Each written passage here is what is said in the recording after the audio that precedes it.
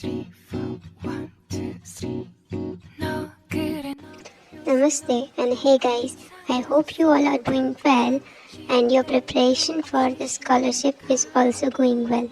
Today we are going to discuss about the frequently asked questions about this scholarship. Most of the students have basic doubts, so let's check this file. This is how you can download the FAQ file. If you are preparing for a scholarship, you must know about the guidelines. You must read it twice, thrice, as many times as you can. You should also know about the FAQ file. So let's check this out. I am not going to explain all the questions and answers, but some important one we will discuss. So the first question is, should I submit my parents' passport copy? सभी लोग confuse हैं parents के passport की copy submit करनी है या नहीं. तो सबसे पहले तो आपको अपना खुद का बर्थ सर्टिफिकेट सबमिट करना होगा, एप्लीकेंट्स बर्थ सर्टिफिकेट या फिर फैमिली रजिस्टर. ये as an proof of relationship होगा. और अगर उसमें पेरेंट्स के सिटीजनशिप की इन्फॉर्मेशन नहीं है तो आप passport as an additional document submit कर सकते हो. पासपोर्ट को अपोस्टाइल की ज़रूरत नहीं होती है. For parent citizenship, you can also submit other document. Last year embassy ने वोटर आईडी कार्ड्स मांगे थे, तो इस ईयर का मुझे नहीं इतना आइडिया. आप एम्बेसी को ईमेल या कॉल करके उनसे कंफर्म कर सकते हैं. Next question is, my country is not listed in the application guidelines, can I apply for 2023 GKSU program? So the simple answer is, if your country is not listed in the guidelines, then no, you cannot apply for GKSU program. But GKS UIC program is open for all the countries, so you can apply in GKS UIC program and also keep checking the updates on Study in Korea website. The next question is very important and so many students are confused about it. So the question is, I have a bachelor's degree, can I apply to GKS undergraduate program for a bachelor's degree with a different major? तो the simple answer is no. अगर आपके पास bachelor degree आपने पहले से कर ली है और आप अंडर 25 हैं तो भी आप GKS U के लिए अंडर ग्रेजुएट के लिए अप्लाई नहीं कर सकते हो. आप GKS G that is masters research और PhD के लिए अप्लाई कर सकते हो, but GKS U that is undergraduate के लिए अप्लाई नहीं कर सकते हैं.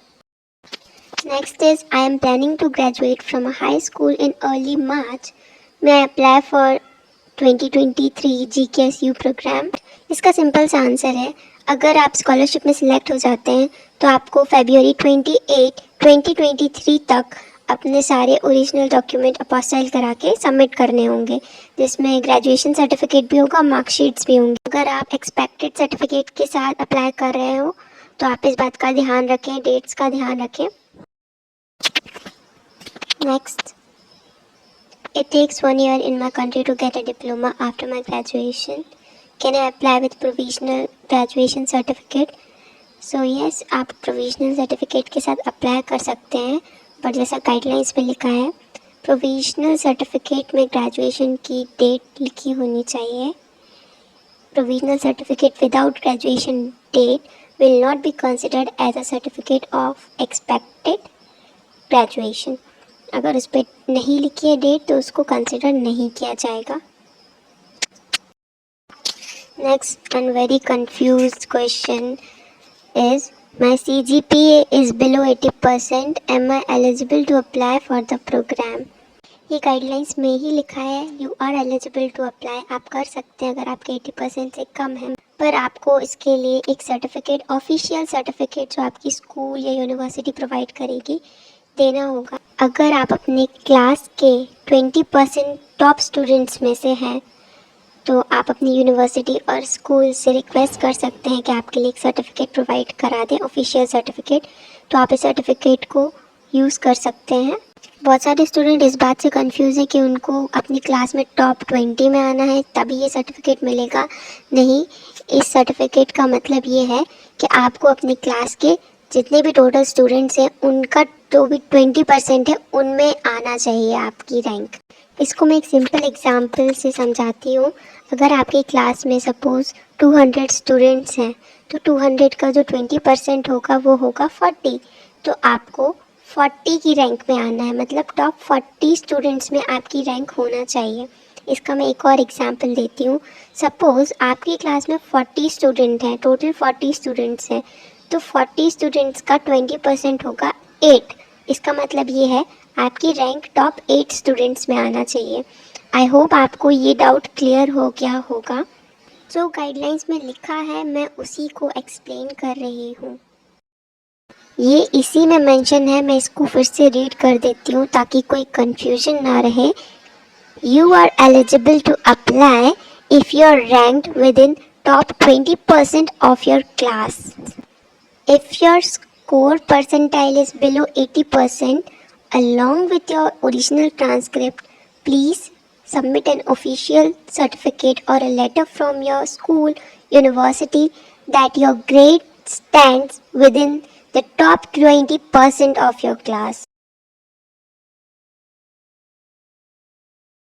Next is my academic transcript. School report only indicates CGPA and does not offer GPA by semester. What should I put in the application form?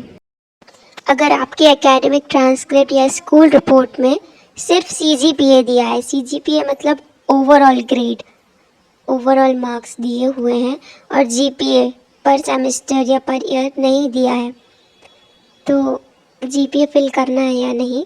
अगर आपके transcript में GPA mention नहीं है तो अकॉर्डिंग टू दिस आप GPA को छोड़ सकते हैं, आपको फिल करने की ज़रूरत नहीं है।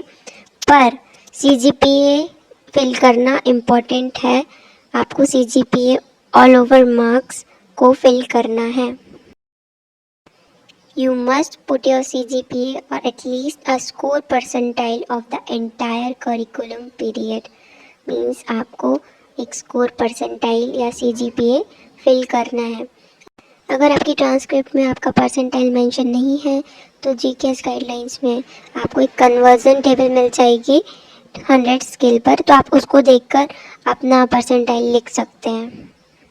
Next question is, I met all the application requirement listed in the application guidelines.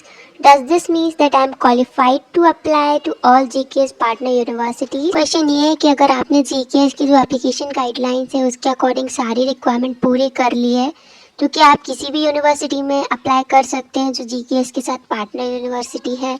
तो ये ज़रूरी नहीं है, क्योंकि कुछ कुछ यूनिवर्सिटी की गाइडलाइंस थोड़ी सी अलग होती हैं। किसी में लैंग्वेज प्रोफिशिएंसी मैंडेटरी होती है, किसी में पोर्टफोलियो की नीड होती है, कोई 2 LOR मांगते हैं। तो इस तरीके से आपको सारी यूनिवर्सिटीज़ की रिक्वायरमेंट चेक करनी होगी। आप यूनिवर्सिटी फाइल जो इन्फॉर्मेशन फाइल है उसको डाउनलोड कर सकते हैं, उनकी रिक्वायरमेंट भी चेक करिए और GKS की रिक्वायरमेंट को भी आपको फॉलो करना होगा। तो दोनों की रिक्वायरमेंट को फॉलो करना होगा, तब जाके आप उस यूनिवर्सिटी में अप्लाई कर सकते हैं।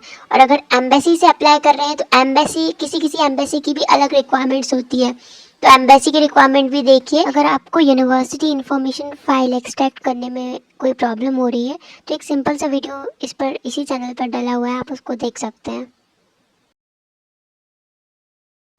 Next question is, May I apply for the program by submitting my application to NIIED directly? No, आप डायरेक्टली सबमिट कर ही नहीं सकते हो, आपको पूरा प्रोसीजर फॉलो करना होगा। Next is, when is the deadline for the application? Application की डेडलाइन डिपेंड करती है आप किस ट्रैक से अप्लाई कर रहे हैं। एम्बेसी ट्रैक से कर रहे हैं तो आपको एम्बेसी की वेबसाइट चेक करनी होगी कि उन लोगों ने क्या अपडेट दिया है। यूनिवर्सिटी ट्रैक से कर रहे हैं तो यूनिवर्सिटी की वेबसाइट पर जाकर उसकी इंफॉर्मेशन फाइल पर जाकर आपको चेक करना पड़ेगा कि उनकी डेडलाइन क्या है। तो आप अपडेटेड रहिए, चेक करते रहिए, क्योंकि कभी कभी डेडलाइन चेंज हो जाती है। इंडियन एम्बेसी ने जो डेडलाइन दी है वो 7 अक्टूबर है, लेकिन फिर भी आप इसको चेक कर लीजिए, कंफर्म कर लीजिए, इसकी गाइडलाइंस में सब कुछ दिया हुआ है। उसकी लिंक मैं आपको डिस्क्रिप्शन में दे दूंगी, तो आप एम्बेसी की गाइडलाइंस चेक कर सकते हैं, इंडियन एम्बेसी। नेक्स्ट क्वेश्चन थोड़ा इम्पोर्टेंट क्वेश्चन है, इसको हम ध्यान से पढ़ते हैं। Can I submit an original degree certificate and academic transcript without apostille consular confirmation? Degree certificate पर आपको अपोस्टाइल कराना होगा या फिर काउंसलर कन्फर्मेशन कराना होगा। ओरिजिनल डॉक्यूमेंट जो कि नोटराइज होंगे, सिर्फ बस नोटराइज होंगे तो वो एक्सेप्टेड नहीं है। इस पे लिखा हुआ है, मैं रीड कर देती हूँ ताकि कोई कंफ्यूजन ना रहे। The required certificate must be submitted with an apostille और consular confirmation. Original document, notarized document from a notary public only or from other government agencies will not be accepted. Next, I obtained an apostille on my graduation certificate in the past. Can I make a copy of it and submit it instead? मतलब अगर आपने apostille past में पहले कभी कराया है अपने graduation certificate पे, तो क्या उसकी कॉपी बनाकर सबमिट कर सकते हैं, ये क्वेश्चन है। तो इसका आंसर इन्होंने लिखा है कि सिंपल फोटोकॉपी एक्सेप्टेड नहीं है, ना ही सिंपल फोटोकॉपी पे नोटराइज करके ये एक्सेप्ट नहीं करेंगे। पर अगर आपने जिस गवर्नमेंट एजेंसी से अपॉस्टाइल करवाया है वो इसको ट्रू कॉपी सर्टिफाइड कर देते हैं तो ये एक्सेप्टेबल है। या फिर सर्टिफाइड ट्रू कॉपी कहाँ से, कोरियन एम्बेसी से ऑथेंटिकेट डॉक्यूमेंट होना चाहिए, तो फिर ये एक्सेप्टेड है। Next question is very very very important, इसको आप ध्यान से पढ़िए। Question is, I submitted my original graduation certificate but it cannot be reissued anymore. Can it be returned? Very simple answer, no.